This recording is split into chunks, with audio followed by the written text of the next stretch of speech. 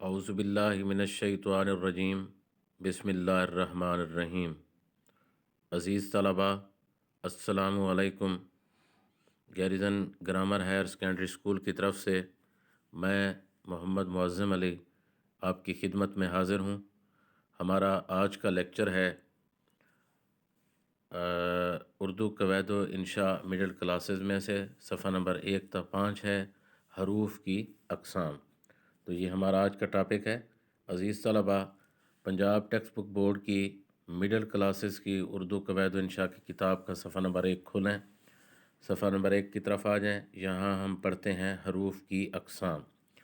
بیٹا یہ دیکھیں، سب سے پہلے اس نے حروف کی تعریف لکھی ہے، تو میں آپ کو بتاتا چلوں حروف کی تعریف۔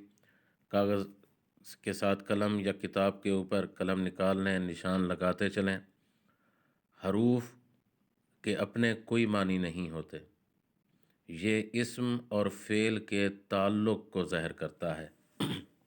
اس کو میں ذرا بیٹا جلی حروف میں کر دیتا ہوں آپ کو۔ یہ دیکھیں، یہاں اس نے لکھا ہے وہ کلمہ ہے جو کسی اسم یا فعل کو ظاہر نہ کرے بلکہ اسم کو اسم سے ملانے یا اسم کو فعل سے ملانے کے لیے استعمال کیا جائے، اور یہ کوئی اکیلا معنی ظاہر نہیں کرتا۔ یہ تعریف بیٹا ٹھیک ہے۔ یہاں پر آگے اس نے اس کی مثال دی ہے، میں، سے اور کو، یہ آپ لکھ سکتے ہیں۔ حرف کی جمع ہے حروف۔ اگر آپ اس کی مزید آسان تعریف لکھنا چاہتے ہیں تو وہ یوں ہوگی، وہ کلمہ جس کے اپنے کوئی معنی نہیں ہوتے بلکہ اسم اور فعل کے تعلق کو ظاہر کرتا ہے، بلکہ اسم اور فعل کو ملانے کا کام کرتا ہے، دو اسموں کو آپس میں ملانے کا کام کرتا ہے، اسے حرف کہتے ہیں۔ حرف کی مختلف اقسام ہیں بیٹا۔ یہاں ہم، ویسے اس کی بہت ساری اقسام ہیں، ہم یہاں پر جو آپ سے ریلیٹڈ ہیں، جو انتہائی اہم ہیں، ہم صرف وہی اقسام پڑھیں گے۔ تو سب سے پہلے ہم دیکھتے ہیں حروف جار۔ پہلے نمبر پر ہے، نمبر 1 لکھا ہوا ہے حروف جار۔ تو دیکھیں بیٹا، وہ حروف جو کسی اسم کو فعل کے ساتھ ملائیں حروف جار کہلاتے ہیں۔ مثلا کتابیں اور کاپیاں میز پر رکھ دو، وہ جماعت ششم میں پڑھتا ہے۔ اس مثال میں پر اور میں حروف جار ہیں۔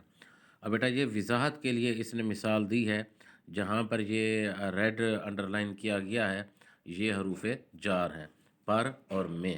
اگر آپ یوں نہیں لکھنا چاہتے تو جیسے میں پڑھ رہا ہوں ایک مرتبہ آپ دیکھ لیں، اس کو یوں بھی لکھ سکتے ہیں۔ وہ حروف جو کسی اسم کو فعل کے ساتھ ملائیں حروف جار کہلاتے ہیں۔ مثلا پر، میں وغیرہ۔ اب میں نے زیادہ تفصیل نہیں پڑھی، اگر کوئی بچہ تفصیل سے لکھے تو بھی ٹھیک ہے، اگر کوئی اس کی پوری تفصیل میں نہیں جانا چاہتا تو وہ یوں بھی لکھ سکتا ہے، وہ حروف جو کسی اسم کو فعل کے ساتھ ملائیں حروف جار کہلاتے ہیں۔ مثلا میں، سے، پر، تک وغیرہ۔ اب بیٹا اگلا دوسرا حروف دیکھیں، حروف اضافت۔ یہ حروف دو اسموں کے باہمی تعلق کو ظاہر کرتے ہیں۔ کون سے بیٹا؟ حروف اضافت جو ہوتے ہیں۔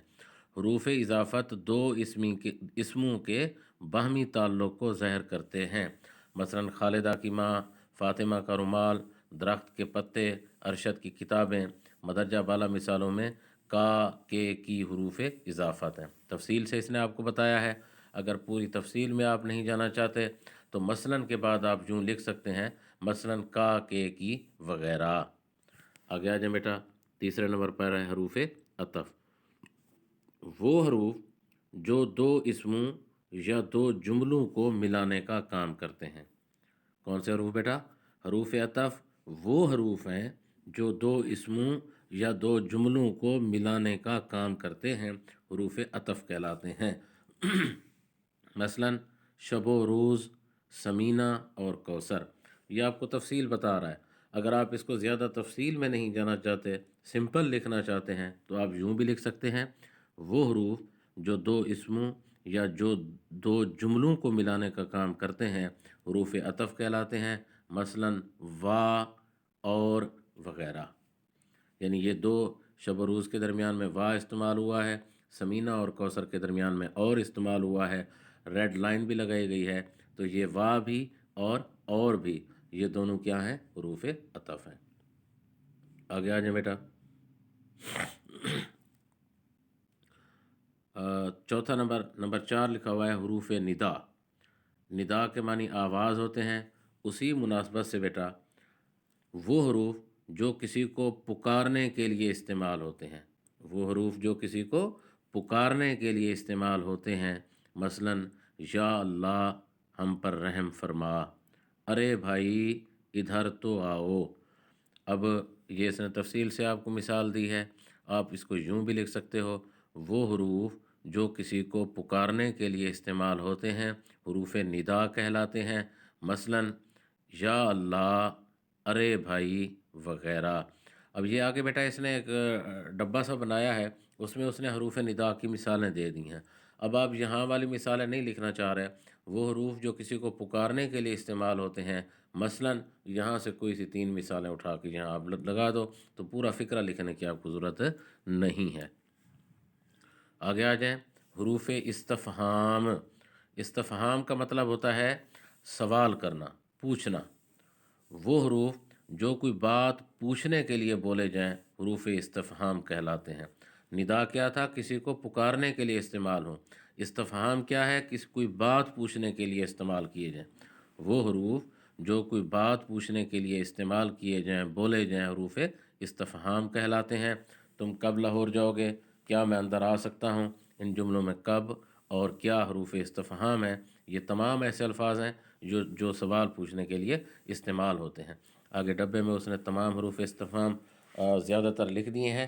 اب آپ اس کو مختصر لکھنا چاہتے ہیں، تفصیل سے لکھیں تو بھی وہی بات ہے، جیسے میں آپ کو بتا رہا ہوں ویسے لکھیں تو بھی ایک بات ہے، نمبر ملنے میں کوئی فرق نہیں پڑنے والا۔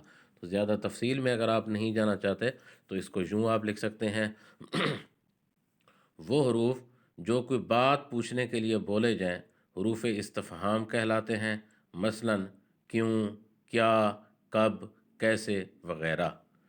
آگے چلتے ہیں بیٹا، آگے آ گیا بیٹا حروف تشبیہی۔ وہ حروف جو کسی دوسری چیز کی مانند قرار دینے میں استعمال ہوتے ہیں۔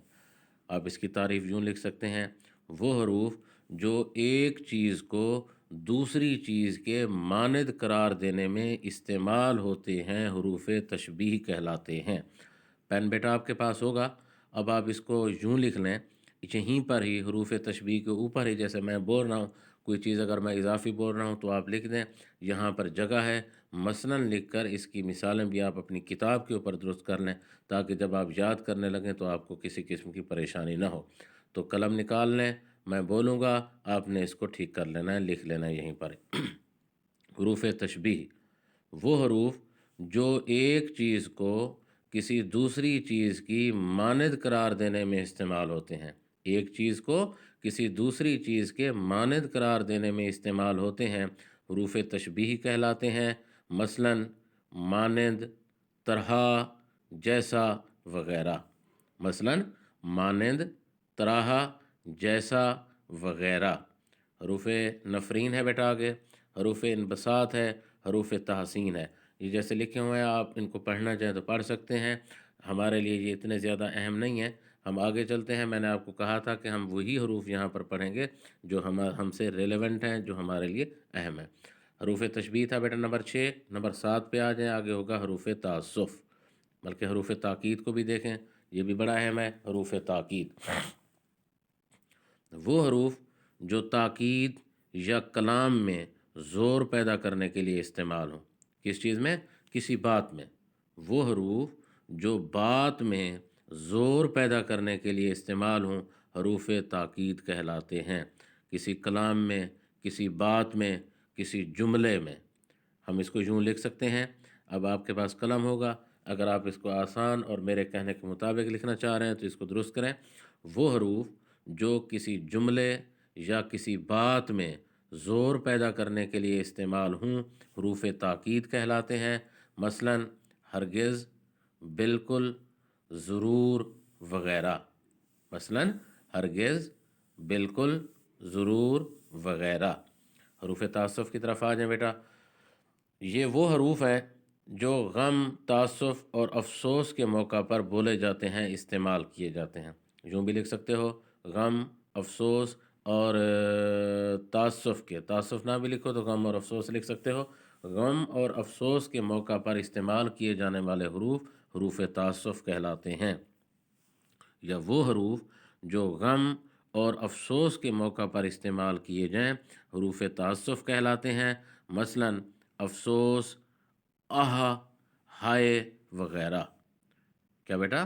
افسوس، آہا، ہائے وغیرہ۔ آگے بیٹا حروف استدراک ہیں، حروف ایجاب ہیں۔ اب ہم سے جو زیادہ ریلیٹڈ ہیں ہم نے وہی پڑھنے ہیں، تو یہ ہم حروف علت دیکھ رہے ہیں بیٹا۔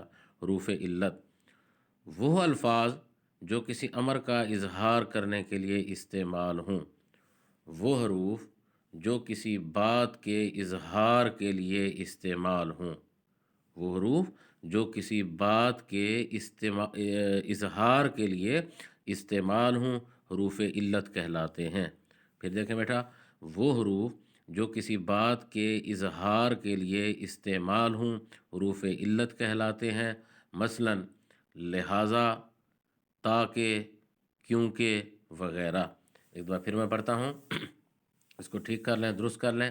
یہاں بھی ٹھیک لکھا ہوا ہے، ہم اس کو مزید آسان الفاظ میں یوں لکھ سکتے ہیں، وہ حروف جو کسی بات کے اظہار کے لیے استعمال ہوں حروف علت کہلاتے ہیں، مثلا یہیں پر لکھیں، اب آگے لکھیں مثلا لکھ کے یہ مثالیں دیں، مثلا لہٰذا، تاکہ، کیونکہ وغیرہ۔ تو بیٹا یہ ہم نے 9 حروف پڑھے ہیں، یہ 9 ہم سے ریلیونٹ ہے۔ انہی 9 کا بیٹا کل آپ کا ٹیسٹ ہونے والا ہے، کل سنڈے ہے، منڈے کو، تو جو بھی لیکچر آپ کو آئے گا اس کے ویری نیکسٹ ڈے آپ کا اس کا ٹیسٹ بھی ہوگا، اور آگے لیکچر جس دن آنا ہوگا لیکچر بھی آئے گا۔ تو ویری نیکسٹ ڈے جو آپ کا ٹیسٹ ہونے والا ہے وہ یہ بیٹا آپ کا یہی حروف والا ٹیسٹ ہوگا۔ انہی 9 حروف کا آپ سے ٹیسٹ پوچھا جائے گا 10 نمبر کا، باقی بھی تمام سبجیکٹ کے ہوں گے۔ میں آپ کو پہلے بھی بتا چکا ہوں 15 نمبر کا آپ کا سائنس کا ٹیسٹ ہوا کرے گا، اس کے علاوہ جو ہے وہ 10 نمبر کا آپ کا اردو کا ہے، اور 10 یا 5 نمبر کا اسلامیات کا ہوگا۔ اس طرح 10 نمبر کا آپ کا انگلش کا ٹیسٹ ہوا کرے گا، 10 نمبر کا آپ کا میتھ کا ٹیسٹ ہوا کرے گا۔ تو آپ کا یہ پیور کیڈٹ کلاسز کے ٹیسٹ کی طرز پہ ٹیسٹ شروع ہو گئے ہیں۔ وہ جو ہم نے 5ویں پڑھی یا 6ٹھی یا 8ویں ہے، اس میں سے چنداں تھوڑا سا ٹیسٹ آتا ہے۔ کیڈٹ کلاسز کے لیے زیادہ جو بک استعمال ہوتی ہے وہ 7ویں کی ہوتی ہے۔ تو یہ آپ کے پہلے ٹیسٹ شروع ہو رہے ہیں، ان کو مس آپ نے بالکل نہیں کرنا۔ منڈے والے دن آپ آئیں گے، اپنا ٹیسٹ وہیں دے جائیں گے۔ تو یہ اردو کا یہ ٹیسٹ ہے، اسی طرح باقی ٹیسٹ بھی آپ کے ساتھ آپ کو فرداً بتا بھی دیں گے۔ آپ کو سلیبس بھی پہنچ چکا ہے، تو مزید بھی آپ کو بھیجا جائے گا سلیبس۔ کتابچہ آپ نے اسکول سے لینا ہے، اپنی آپ نے جنوری کی جو فیس ہے وہ ضرور 6 جنوری تک جمع کروا دینی ہے۔ منڈے والے دن آپ نے لازمی آنا ہے، تمام لوگوں نے، پوری کلاس آئے گی، اور یہ اپنا ٹیسٹ جو ہے نا آپ نے کر کے سبمٹ کروانا ہے۔ اللہ تعالیٰ آپ سب کا حامی و ناصر ہو۔ اللہ حافظ۔